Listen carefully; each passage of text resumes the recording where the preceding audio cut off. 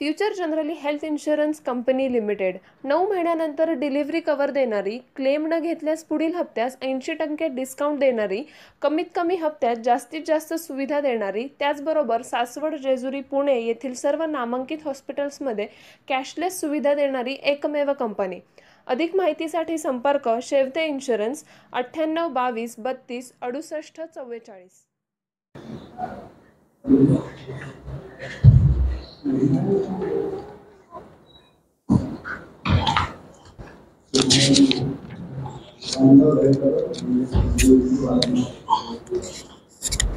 नमस्कार। आज मला खूप आनंद वाटतोय की आपल्या पुरंदर तालुक्यामध्ये आपल्या तालुक्याची ओळख खऱ्या अर्थाने त्या ठिकाणी फ्रूट्स, सीताफळं, अंजीर, डाळिंब, चिक्कू, पेरू अशा वेगवेगळ्या फळपिकांनी त्या ठिकाणी होते आणि मला 2021 पासून त्या ठिकाणी पुरंदर तालुक्यामध्ये सीताफळ इस्टेट या नावाने संत्रा इस्टेटच्या जसा प्रकल्प कृषी खात्याच्या माध्यमातून महाराष्ट्रामध्ये पहिल्यांदा राबवला गेला, त्यानंतर सेट्रिक इस्टेटचा प्रकल्प पैठणमध्ये राबवला गेला, तशाच प्रकारे आपल्या पुरंदरमध्ये व्हावा ही अपेक्षा त्या ठिकाणी होती। 2021 पासून मी त्या ठिकाणी विधिमंडळामध्ये याच्याबाबतची सातत्याने मागणी करत होतो आणि 28 नोव्हेंबरला कृषी पशुसंवर्धन दुग्ध विकास विभागाच्या माध्यमातून नव्याने GR काढून त्या ठिकाणी आदरणीय कृषी मंत्री माननीय नामदार धनंजय मुंडे साहेबांच्या माध्यमातून पुरंदर तालुक्यामध्ये आपल्या जाधववाडीमध्ये त्या ठिकाणी प्रस्तावित तालुका बीज गुणन केंद्र याला त्या ठिकाणी आपल्याला फळ रोपवाटिकेमध्ये रूपांतरित करण्यासाठी परवानगी मिळालेली आहे। ही खरं म्हणजे खूप आनंदाची आणि पहिली फेज आपल्या सीताफळ इस्टेटच्या संदर्भामध्ये त्या ठिकाणी आहे। त्या संदर्भातच आज आम्ही आपल्या तालुक्याचे कृषी अधिकारी जाधव साहेब, इंदलकर साहेब, त्याचप्रमाणे तालुक्याचे माजी कृषी खात्यामध्ये काम करणारे आमचे मार्गदर्शक आदरणीय गरुड साहेब या ठिकाणी उपस्थित, शेती उद्योगचे आदरणीय विलास काका जगताप असतील, सीताफळामध्ये एक प्रगतिशील बागायतदार आदरणीय प्रकाशदादा पवार या ठिकाणी उपस्थित आहेत, विलासजी कडलक या ठिकाणी पोचत आहेत, आदरणीय कोंडाळकर आबा या ठिकाणी उपस्थित आहेत, त्याचप्रमाणे समीरजी काळे आहेत, अनेक सीताफळाचे शेतकरी त्या ठिकाणी आलेले आहेत। आज आम्ही मीटिंगच्या माध्यमातून आता जे फळ रोपवाटिका होती या फळ रोपवाटिकेमध्ये त्या ठिकाणी सर्वात महत्त्वाचं म्हणजे आपण जर बघितलं, मला वाटतं आपल्या तालुक्याचे माजी आमदार आणि माजी या राज्याचे माजी कृषी मंत्री आदरणीय दादासाहेबजी जाधवरावांनी इनिशिएट केलेलं त्या ठिकाणी तालुका बीज गुणन केंद्र आणि राहुरी कृषी विद्यापीठाचं रिसर्च सेंटर अशा दोन गोष्टी जाधववाडीमध्ये त्या एकाच क्षेत्रामध्ये त्या ठिकाणी प्रकल्पित केलेल्या होत्या। परंतु मधल्या काळामध्ये तालुका बीज गुणन केंद्रामध्ये त्या ठिकाणी फळ रोपवाटिका त्या ठिकाणी व्हावी, जेणेकरून मातृरोपं जी आपल्या शेतकऱ्यांना लागतात, ज्याच्यामध्ये चिंच असेल, लिंबू असेल, आंबा असेल, पेरू असेल, सीताफळ असेल, अंजीर असेल, जांभूळ असेल, अशा वेगवेगळ्या पिकांची मातृवृक्ष लागवड ही आता त्या ठिकाणी फळ रोपवाटिकेच्या माध्यमातून होणार आहे आणि निश्चितपणे त्याचा फायदा मोठ्या प्रमाणावरती शेतकऱ्यांना होणार आहे। याचबरोबर आम्ही सगळ्या तालुक्यातील सीताफळाचे जे शेतकरी आहेत त्यांना एकत्रित करतोय आणि ज्याप्रमाणे हायलँडच्या माध्यमातून आपल्या तालुक्यातीलच एक तरुण उरसळांनी त्या ठिकाणी पुढाकार घेतला आणि अंजिराचं फार्मर प्रोड्युसर कंपनी करून अंजिरामध्ये एक चांगल्या प्रकारचं त्या ठिकाणी शेतकऱ्यांना नफा देण्याचं काम, शेतकऱ्यांना प्रक्रियेच्या माध्यमातून फायदा देण्याचं काम केलं। तशाच प्रकारे फार्मर प्रोड्युसर कंपनी सीताफळासाठी तयार करून त्या ठिकाणी सीताफळाची प्रक्रिया, सीताफळाचं ग्रेडिंग, सीताफळाचे वेगवेगळे कलम, रोपं तयार करणं आणि त्याच्या माध्यमातून शेतकऱ्याला मार्केट ते शेतकरी अशा प्रकारे सक्षम करणं हा दृष्टिकोन समोर ठेवून त्याचे शुभारंभ आपण या ठिकाणी करतोय। त्याचबरोबर आपल्या सर्वांना कल्पना आहे की 2016ला आपल्या तालुक्यामध्ये अंजिराचं जिओ टॅगिंग झालं आणि अंजीर हे आपल्या तालुक्याचं एक हक्काचं पीक म्हणून त्या ठिकाणी शेतकऱ्याला यायला लागलं. जवळपास 575 पेक्षा जास्त शेतकरी त्या जिओ टॅगिंगच्या माध्यमातून कृषी खात्याच्या माध्यमातून रजिस्टर झाले आणि त्यांच्या अंजिराला त्या ठिकाणी आंतरराष्ट्रीय बाजार उपलब्ध झाला. तशाच प्रकारे मी कृषी खात्याच्या अधिकाऱ्यांना विनंती केली की ज्याप्रमाणे बीडला आपलं पुरंदरचं सीताफळही तेवढंच प्रसिद्ध आहे, बीडला आता जिओ टॅगिंग त्या ठिकाणी सीताफळाच्या बाबतीमध्ये केलेलं आहे, तर आपल्या पुरंदरचं सुद्धा त्या ठिकाणी जिओ टॅगिंगच्या संदर्भात ॲप्लिकेशन करून त्याचा फॉलोअप कृषी खातं आणि ही फार्मर प्रोड्युसर कंपनी असं एकत्रितपणे घेऊन पुरंदरचं सीताफळ सुद्धा जिओ टॅगिंगच्या माध्यमातून केलं तर भविष्य काळामध्ये शेतकऱ्याला सीताफळाला आणखी चांगला बाजार त्या ठिकाणी मिळू शकेल. अशा प्रकारची चर्चा आज करण्यासाठी आणि त्या ठिकाणी निर्णय घेण्यासाठी आम्ही ही मीटिंग बोलवलेली आहे आणि आपल्या सगळ्यांना बोलवलं. तर आपले काही प्रश्न असतील तर कृपया विचारू शकता.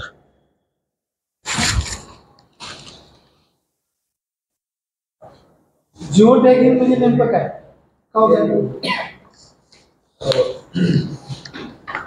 जिओ टॅगिंग म्हणजे GI एक संकल्पना आहे. त्याचा अर्थ असतो जिओग्राफिकल इंडिकेशन, म्हणजे भौगोलिक मानांकन. म्हणजे जी एखादी वस्तू की त्या भागातील वातावरणामुळे किंवा त्या भागातील जे काही एकंदर जमीन अवस्था आहे त्यामुळे जर त्याला वेगळी चव असते किंवा वेगळी मागणी असते. जसं उदाहरणार्थ आपलं पुरंदरचं अंजीर आहे किंवा इतर समजा येवला पैठणी आहे किंवा घोलवरची चिक्कू आहे, त्या भागातल्या वातावरणामध्ये चांगलं. जसं महाराष्ट्र स्ट्रॉबेरी आहे, तसं त्या भागातलं ते वरदान असतं पिकासाठी. जसं आपल्या पुरंदरचं सीताफळ हे बाकी ठिकाणपेक्षा चवीला वेगळं आहे किंवा त्याची प्रतवारी सुद्धा चांगली. मग तोच उद्देश आपल्या डोळ्यासमोर आहे की त्याची एक उत्पादक कंपनी स्थापन करणे. जसं आता आपल्याकडे सीताफळाचा एक संघ सुद्धा आहे, तर संघ आणि FPC यांच्या माध्यमातून त्याचं जिओग्राफिकल इंडिकेशनसाठी आपले प्रस्ताव तयार करणे, तो चेन्नईला पाठवणे. आता त्याचा फायदा काय होतो हा पहिला मुद्दा महत्वाचा, की ज्यावेळेस कुठलीही विक्री व्यवस्था होते तर GIचा अर्थ किंवा ज्यावेळेस त्याचं ट्रेडमार्क असेल किंवा त्याचं मानांकन असेल तेव्हा ते शेतकऱ्याला मिळतं. तर त्यांनी जर ते स्वतःचा विक्री व्यवस्थेचा वापर केला तर नक्कीच त्याला ज्यावेळेस एक्सपोर्ट किंवा जे काही मोठमोठे मॉल वगैरे त्यामध्ये मार्केटिंग व्यवस्था असते त्यावेळेस GI एक हक्काचं जसं ISI मार्क आहे तसं GI एक मानांकन आहे की ते जर असेल तर नक्कीच अधिकचा भाव त्यामध्ये मिळू शकतो. भौगोलिक मानांकनामुळे त्या क्षेत्राला आहे ना त्या पिकासाठी अधिकचा भाव मिळतो, तिथल्या शेतकऱ्यांना मिळतो. जसं आता साहेबांनी सांगितल्याप्रमाणे आपल्या तालुक्यातले 575 पेक्षा जास्त शेतकरी आहेत ना, ह्यांचं जिओ टॅगिंग झालंय. म्हणजे जिओ टॅगिंगचा अर्थ काय की त्यांचं शेत जिथे अंजीर पिकवला जातो त्याच्या लोकेशनचं टॅगिंग झालेलं आहे. त्यामुळे ज्यावेळेस ते माल विकायला जातात ते मग मुंबई दिल्लीपासून ते अमेरिकेमध्ये आणि लंडनमध्ये सुद्धा, म्हणजे UK मध्ये सुद्धा किंवा युरोपमध्ये सुद्धा ज्यावेळेस ते करतात त्या जिओ टॅगिंगला खूप महत्त्व आहे. मार्केटिंगमध्ये फळाच्या दर्जाबरोबर फळाचं जिओ टॅगिंगमुळे ग्रेडिंग म्हणजे प्रत सुद्धा वाढते त्याची. जसं ISI मार्कमुळे एखाद्या पदार्थाची प्रत वाढते. आता पैठणी साहेबांनी सांगितल्याप्रमाणे पैठणीला जिओ टॅगिंग आहे पैठणचं, त्यामुळे पैठणी आता काही ठिकाणी येवल्याला पण पैठण बनते, पैठणी येवल्याला पण बनते. पण येवल्याची पैठणी आणि ह्याची पैठणी ह्याच्यामध्ये जिओ टॅगिंगमुळे तो ॲडिशनल एक बेनिफिट जो राहतो तो ॲडिशनल बेनिफिट जिओ टॅगिंगमुळे आपल्या शेतकऱ्यांना मिळतो. पुरंदरमध्ये सीताफळाचं किती क्षेत्र, किती जागा आहे? पुरंदरमध्ये साधारणतः 2200 हेक्टर सीताफळाची लागवड आहे. 2200 हेक्टर. झाडांची संख्या किती? प्रति हेक्टरी आम्ही साधारणतः 400 झाडं असतात. प्रति हेक्टरी 400. आणि अंजीर साधारणतः आपलं 400-450 हेक्टर आपलं अंजीरचं क्षेत्र आहे. झाडाच्या लोक तेवढी जास्त त्यामध्ये, कारण आपल्याला स्पेसिंग जास्त आहे, 5x5 स्पेसिंग आहे. त्यामुळे शेतकऱ्यांचा जो शेतीमाल आहे त्याच्या दरामध्ये सीताफळ असेल त्याची बाय प्रोडक्ट असेल याच्यामुळं शेतकऱ्यांचं जे उत्पन्न आहे त्या वाढी किती प्रमाणात वाढू नाही. कसं आहे की ज्यावेळेस पत्र उद्योग आहे, साहेबांनी सांगितले की समजा पूर्ण हायलँड्स कंपनी आहे, त्यांचे पदार्थ आता ॲमेझॉनवर सुद्धा उपलब्ध आहे. त्याच्यात पण नमूद तुम्ही पहा त्या पदार्थावर त्यांनी GI अंजीर असं नमूद करून दिलेलं आहे. त्याने काय होते विश्वासार्थ पदार्थाची वाढते. विश्वासार्थ वाढली की शेवटी कुठलाही ग्राहक हा शून्य आहे, तो विश्वासार्थ असेल तर 2 रुपये एक्स्ट्रा देण्यासुद्धा म्हणजे मागे पुढे पाहणार. त्यामुळे ते विश्वासार्थ निर्माण करण्याचं काम GIच्या माध्यमातून करू शकतो. बीड मधल्या आपल्या सीताफळात काय फरक आहे क्वालिटी?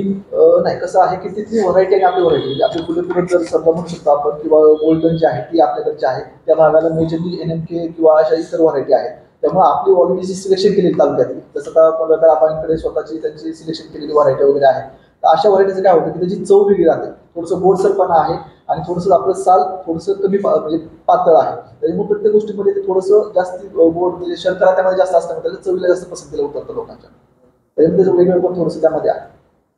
त्यांच्यापेक्षा आपलं चांगलं असेल. नक्कीच कोरडीला आपलं पण घरचं कधी पण चांगलं, कारण वातावरण थोडंसं आपलं शुष्क वातावरण आहे, थोडंसं कोरडं वातावरण आहे, आणि जे कोरडं वातावरण असतं अशा ठिकाणी कुठल्याही फळामध्ये शर्करेचं प्रमाण जास्त राहतं, आणि जिथं पाऊस जास्त आहे तिथं आपोआप शर्करेचं प्रमाण कमी होतं.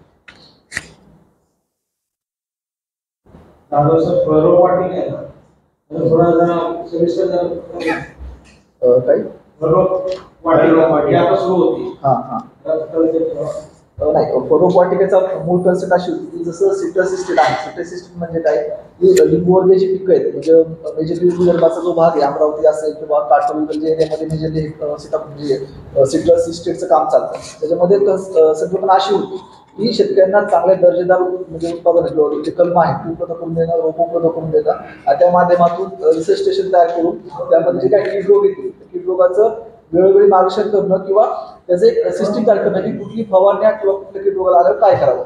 त्याच बेसिसवर माननीय आमदार महोदयांनी तो मुद्दा 2021 मध्ये मांडला होता की आपल्याला सीताफळ इस्टेटमध्ये काम करायचं. सीताफळ इस्टेटमध्ये काय आहे, सध्याला आपले सीताफळ प्रमुख पीक जरी असेल तरी त्याचं दर्जेदार कलम उपलब्ध होणं, त्यानंतर त्याचे जे आता रोग आहे जसे काळी बुरशी आहे, फळसड आहे किंवा इतर छोटे मोठे जे रोग पडतात त्याच्यावर वेळोवेळी मार्गदर्शन करणं किंवा एक सेट ऑफ प्रॅक्टिसेस, जसं आपण त्याला म्हणतो गॅप सर्टिफिकेशन असतं की ग्लोबल किंवा गुड ॲग्रिकल्चर प्रॅक्टिसेस म्हणजे चांगल्या शेती पद्धती हे तयार करण्याचं काम हे आपण या स्टेटच्या माध्यमातून करणार आहोत. त्याचा पहिला टप्पा आहे की फळरोपवाटिका म्हणजे दर्जेदार कलम आणि रोप उपलब्ध करून देणं. त्याच्यामध्ये आपण जरी सीताफळ नाव असेल तरी आपण मेजरली आपल्या तालुक्याची प्रमुख पिकं आहेत, त्यामध्ये सीताफळ आहे, अंजीर आहे, त्यानंतर डाळिंब आहे, इतर असे 7 प्रकारची जी फळं आहेत, तर प्रत्येक फळाचा आपण मातृवृक्ष तयार करणार आहोत आणि मातृवृक्षाच्या माध्यमातून दर्जेदार कलम आणि रोप तयार करण्याचं नियोजन हे आपण सीताफळ स्टेटच्या माध्यमातून नियोजित करत आहोत.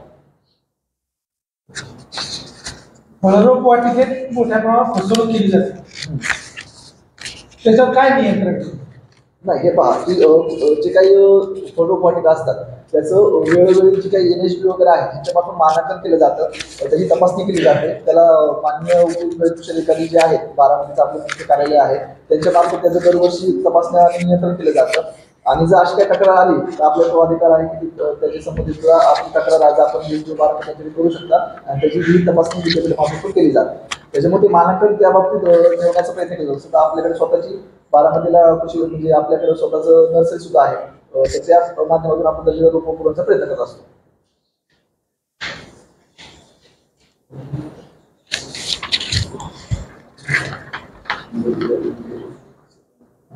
तर ह्या काही ठराविक शेतकऱ्यांचं प्रकाश पवारांचं शेतीत गेल्या पण त्यांची फळं मोठी मिळतात, अशी मोठी फळं इतर झाडांना मिळत नाही. मग याबाबत शेतकऱ्यांना तुम्ही काय मार्गदर्शन करताय?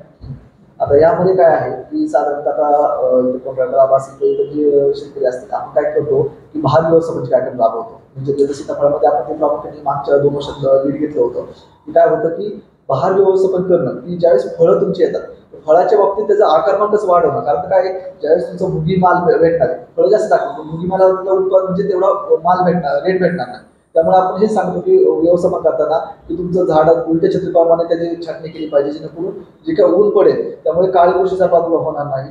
दुसरं की तुमचं जे काही तुम्हाला सेंद्रिय द्यायचं सेंद्रिय जास्त तुम्ही दिलं तर आपोआप त्याचं आकारमान वाढतं. शिवाय पहिल्या 2 वर्ष त्याला वळण दिलं गेलं पाहिजे, पहिल्या 2 वर्षामध्ये त्याचं उत्पादन घेतलं नाही पाहिजे. कारण काय होतं पहिल्या 2 वर्षात उत्पादन घ्यायला चालू केलं तर मात्र ते झाडाची व्यवस्थित वाढ न झाल्यामुळं त्याचं आकारमान छोटं राहतं, ती फळं जी येणार आहे ते पण कमी पोषक जातात. शिवाय त्याचं नियोजन केलं पाहिजे की फक्त फळधारणा किती होते हे पाहण्यापेक्षा कमी फळधारणा ठेवून त्याचं वजन हे 700 ग्रॅम 600 ग्रॅमच्या वर कसं नेत आहे हे पाहिलं पाहिजे. हे 2-4 गोष्टी जर फॉलो केल्या आणि शिवाय जे स्टार्टिंग पासून बहार व्यवस्थापनामध्ये आपण जे म्हणतो बोर्ड मिश्रण वापरणे असेल किंवा त्याचं त्याला टेस्टिंग करणं असेल, ह्या छोट्या मोठ्या गोष्टी जर पाळल्या तर नक्कीच त्यामध्ये फळधारणेमध्ये किंवा ज्या आकारमानामध्ये नक्कीच वाढ होते. यामध्ये काय कुठलाही सीताफळ प्रक्रिया करण्यासाठी शासनाच्या काही अनुदानित योजना आहेत? सीताफळ प्रक्रियेसाठी आपण सध्याला 3 ते 4 योजना राबवतो. त्याच्यामध्ये प्रामुख्याने जर वैयक्तिक स्वरूपात पाहिजे असेल तर PMFME नावाची योजना आहे जी केंद्र शासन राबवतो. त्याच्यामध्ये जे काही वैयक्तिक प्रक्रियादार आहेत त्यांना सर्व जे काही प्रोसेसिंग युनिट स्थापन करण्यास यासाठी 35% अनुदान त्यामध्ये राहतं. आणि 35% ज्यावेळेस अनुदान घेतलं जातं ही बँक लिंक सबसिडी आहे की त्यामध्ये फक्त तुम्हाला 65% जे काही रक्कम राहील जी बँक लोन राहील त्याच्यावर ते व्याज भरणं आहे, बाकी 65% तुम्हाला व्याज सुद्धा लागणार नाही हा पहिला. आणि त्याच स्कीमला 3% टॉपअपचा AIFचा स्कीमचा लाभ देता येतो. समजा त्यांचं व्याज जर 10% असेल तर 3% आपण त्याला व्याज जर म्हणजे वर्षभरानंतर त्यांचे ते 3% इन्कम पर शेतकऱ्याला मिळून जाते वरिष्ठात 35% सोडून त्याला 2 योजनांचा संगम आहे. दुसरं आहे की त्याला मुख्यमंत्री अन्न प्रक्रिया योजना ही एक स्टेटची स्कीम आहे, राज्य सरकारची स्कीम आहे. ह्याच्यामध्ये एकूण प्रकल्पाच्या 30% जास्तीत जास्त 50 लाखामध्ये 2 टप्प्यामध्ये आपल्याला अनुदान देता येतं. प्रकल्प उभारणी झाल्यानंतर 25% म्हणजे 50%, प्रकल्प सुरू झाल्यानंतर 50%, असं 2 टप्प्यामध्ये आपण त्यांना 30% जास्तीत जास्त 50 लाखापर्यंत अनुदान देतो. दुसरा मुद्दा झाला. तिसरी योजना आहे ती आहे स्मार्ट योजना. स्मार्ट योजनेअंतर्गत गट लाभार्थी असणं गरजेचं आहे. जसं आपण सीताफळमध्ये MPCचं नियोजन करतोय त्यामध्ये 250 भागधारक शेतकरी असणं गरजेचं आहे. असे जर सभासद झाले, असे जर शेतकरी कंपनीचं रूपांतरण झालं तर अशा कंपनीचं आपण 60% त्याला प्रकल्पाची कुठली मर्यादा नाही की किती प्रकल्प असावं, पण सरासरी ॲव्हरेज 2 कोटीपर्यंत प्रकल्प असावा असं आपण म्हणतो. तर त्यामध्ये तुम्ही 10 लाखापासून ते 9-10 कोटीपर्यंत प्रकल्प होऊ शकतो. जसं आपल्या आता 3 प्रकल्प आपण कार्यान्वित म्हणजे ह्याच्यात आहेत. झेंडेवाडीचा एक आहे, त्यानंतर गोगावचा दुसरा आहे आणि तिसरा आपला बुलरगडला हिवऱ्यामध्ये आहे. असे 3 प्रकल्प आपल्या आता सध्या त्या प्रोसेसमध्ये आहे. आणि आपल्या डिपार्टमेंट सोडून एक मॅग्नेट प्रकल्प जो पणन मंडळाचा आहे. मॅग्नेट प्रकल्पामध्ये आपल्या वैयक्तिक तसेच गटासाठी अर्ज करता येतो.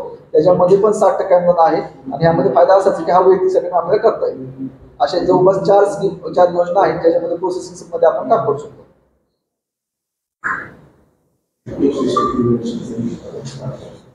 आता जे आमदार साहेब शासनाने मंजूर केलेलं आहे त्यासाठी त्यांची स्टाफची काही मंजुरी आहे का, अनुदान काय मिळणार आहे का, त्याला पुढची सिस्टीम काय मंजूर झाली, आर्थिक काय तरतूद शासनाने?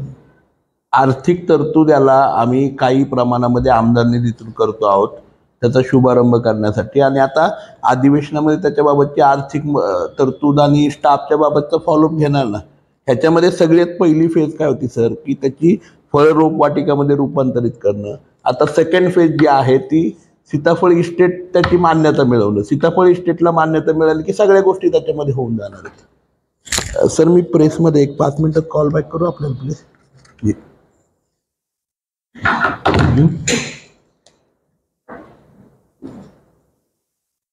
कारण संशोधन केंद्र इतके वर्ष काम करते सीताफळ संशोधन केंद्र, तर त्याचा म्हणावा असा कसा उठवलेला आहे. म्हणजे या देशाचे माजी कृषी मंत्री शरद पवार साहेबांना मी त्यांची एकदा गाडी अडकली होती आपल्या PMP समोर. सगळा फळबाजार रस्त्यावर आला होता, त्यांची गाडी मग गावातून काढून दिली. दुसऱ्या दिवशी आम्ही सुदैवाने त्यांना भेटायला गेल्यानंतर त्यांनी सांगितलं, त्यांनीच आम्हाला प्रश्न विचारला की सीताफळावर प्रक्रिया करणारे काही प्रकल्प आहेत का आणि त्याची काय प्रगती. म्हणजे अशी जर दुरावस्था असेल शेतकरी उत्पादन नाही, आता आहेत ना आपल्याकडे तालुक्यामध्ये जवळपास 22 प्रकल्प आहेत सीताफळावरती हे करणारे जे रजिस्टर आहेत. आणि अनरजिस्टर सीताफळावरती प्रक्रिया करणारे जवळपास 50पेक्षा जास्त शेतकरी आहेत जे बरोबर ना स्मॉल टाइम घरामध्ये त्याचं हे काढून आहे ना नंतर ते कोल्ड स्टोरेजमध्ये ठेवतात वगैरे, पल्प काढून ठेवतात. आणि सर तुम्ही जर बघितलं ना पूर्वी 2019 पूर्वी 12 प्रकल्प होते, त्याच्यामध्ये वाढ झालेली आपल्याकडे.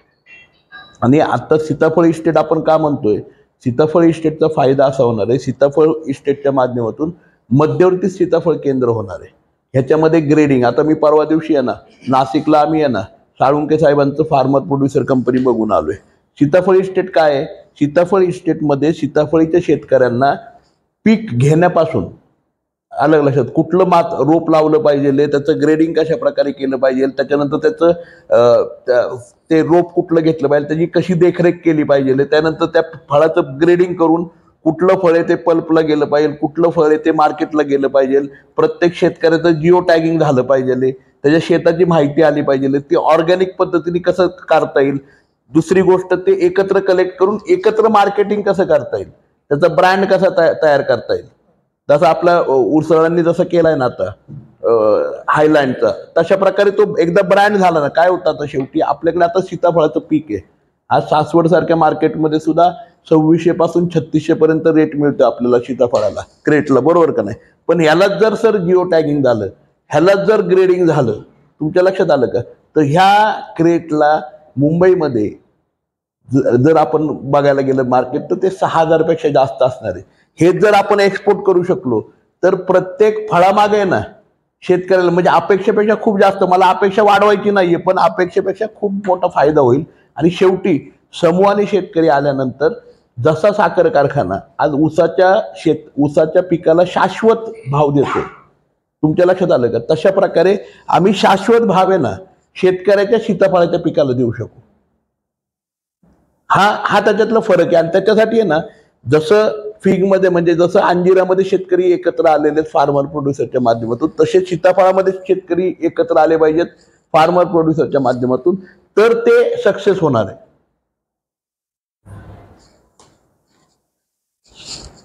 जसं आज तुम्ही बघितलं कारखाना लागवडीसाठी मदत करतो, खतं बियाणांसाठी मदत करतो, त्यानंतर हमी भाव देतो. त्याच्यामुळे काय होतं की शेतकरी रिलॅक्स काय ऊसाचा शेतकरी रिलॅक्स आहे, कारण ऊसाचं पीक 15 महिन्याचं किंवा आयुष्य म्हणून नाही, ऊसाला शाश्वत भाव आहे. उद्या जर कारखानेच नसले, आता ज्या क्षेत्रात कारखाने नाही तुम्ही बघा तिथं एक तर वाड्याला तरी ऊस जातोय, जनावरांच्या खायला तरी जातोय, नाही तर गुराळाला तरी जातोय, नाही तर कुठेतरी गेट केनला जातोय. तिथं शाश्वत शेती नाही ऊसाची. ज्या ठिकाणी साखर कारखाना आहे त्या क्षेत्रातच शाश्वत शेती आहे. ज्या ठिकाणी दुधाचे कंपन्या चांगल्या आहेत त्या ठिकाणी दुधाचा धंदा शाश्वत आहे. ज्या ठिकाणी सीताफळाचं उद्या चांगल्या प्रकारचं फार्मर प्रोड्युसर कंपनी आली तिथं शाश्वत दर मिळणार आहे. अंजिराची फार्मर प्रोड्युसर कंपनी आली, शाश्वत दर मिळणार आहे. कारण हे उद्योग आहेत ना प्रक्रिया करून मार्केटिंग म्हणजे ग्राहकापर्यंत, शेतकऱ्यापासून ग्राहकापर्यंत प्रत्येक खर्च कसा कमी होत जाईल आणि त्याचा भाव कसा वाढत जाईल, त्याला अपग्रेड कसं करता येईल हेच बघणार आहे. हो हो बरोबर, हो त्याला किंमत आहे. बरोबर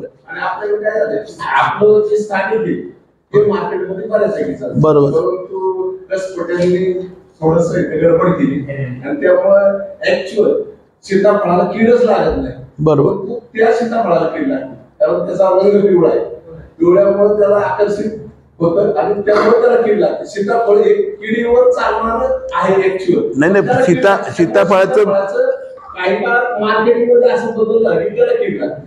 फक्त त्या गोल्डनमुळेच हे आपल्याला बरोबर पूर्ण सीताफळ जर आपण सगळं प्रोडक्शन केलं त्याचं मार्केटिंग चांगलं आणि काय झालं आपलं पूर्ण धर्माची सीताफळाचं एक राज आहे, परंतु त्याचं संशोधन केलं कुठं अंबाजोगाईला.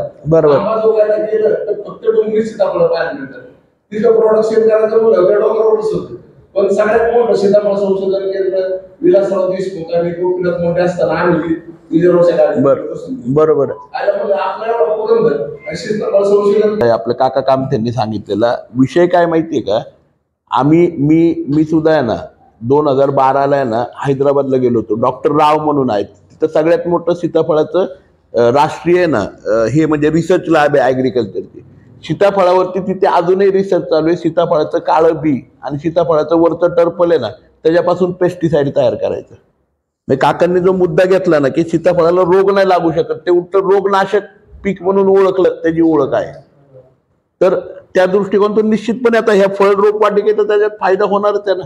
आणि फळ रोपवाटिकेमुळे आपलं जे शेजारी राहुरी कृषी विद्यापीठाचं हे आहे त्याला सुद्धा एक बॅकअप मिळून जाणार आहे, रिसर्च सेंटरला सुद्धा बॅकअप मिळून जाणार आहे. आणि मलाही काय म्हणायचंय काका, आज आपण जो निर्णय घेतोय, जरा संदीपराव, जो निर्णय घेतोय ना तो फार्मर प्रोड्युसरचा ह्याच्यासाठीच घेतो की उद्या आपणही सरकारला सांगू की आमचेही काही शेतकरी, राहुरी कृषी विद्यापीठाचे शेतकरी म्हणजे फार्मर प्रोड्युसर कंपनीचे शेतकरी, राहुरी कृषी विद्यापीठाचे शेतकरी हे एकत्रित मिळून आपण रिसर्च करू ना. सरकारची जमीन आहे, सरकारचं प्लॅटफॉर्म उपलब्ध आहे, काही रिसर्चरला आपण बोलूयात. तुम्ही जसं म्हणता अंबेजोगाई, तसं आपल्याला हैदराबादला जाऊन येता येईल. देशामध्ये अजून कुठं कुठं आहे रिसर्च ती बघता येईल.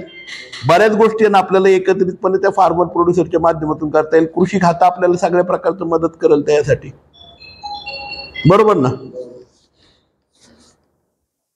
अजून काय विचारायचं काका तर तुम्हाला? ना ताकवले साहेब काय भाऊ सीताफळ भाऊ नाही इंटरेस्टचा विषय दिसत नाही वाटतं. नाही सीताफळ इंटरेस्टचा विषय नाही वाटतं तुमचा. भरपूर म्हणजे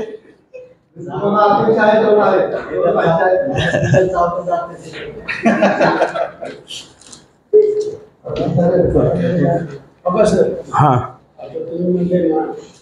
शेतकऱ्यांची फसवणूक होते